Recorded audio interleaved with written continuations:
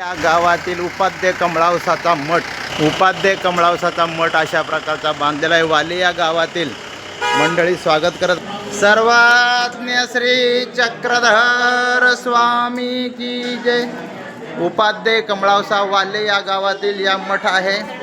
या मठातील इतिहास आपल्याला या ठिकाणी दिसत आहे। आचार्य प्रवर श्री नागदेव भट्टवास श्री चक्रधर स्वामींचे शिष्य स्वामींच्या पश्चात या ठिकाणी अशा प्रकारचा हा इतिहास या ठिकाणी आहे वाली या गावाचा। या गावात बरेच उपदेशी मंडळी आहेत। या गावात 2 मठ आहेत, त्यातील हा उपाध्ये कमळावसाचा मठ आहे। या ठिकाणी अशी आसन छिन्न स्थळेची मूर्त आहे। याला फुलारी मूर्त म्हणतात, शिनाईची मूर्त म्हणतात। अशी ही पूर्ण मूर्त नमस्कारी आहे।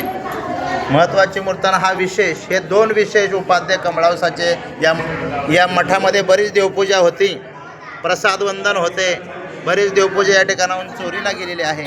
परंतु मुख्य मूर्त आणि छिन्नस्थळी शिनाईचा विशेष या ठिकाणी आहे। या विशेषला देवपूजेला खूप खूप दंडवत। असं आसन या देवपूजेचं आहे।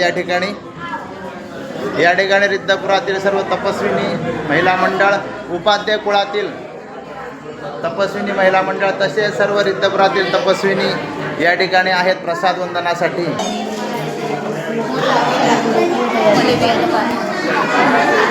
या ठिकाणच्या गावामध्ये अशी ही रिद्धपुरातील सर्व यात्रेकरू मंडळी प्रसाद वंदनासाठी, हे मूर्त वंदनासाठी आलेले आहे। आपल्या हा पंथाचा मठ आहे वाल्हे कमळावसा। उपाध्ये कुळातील हा प्रथम मठ।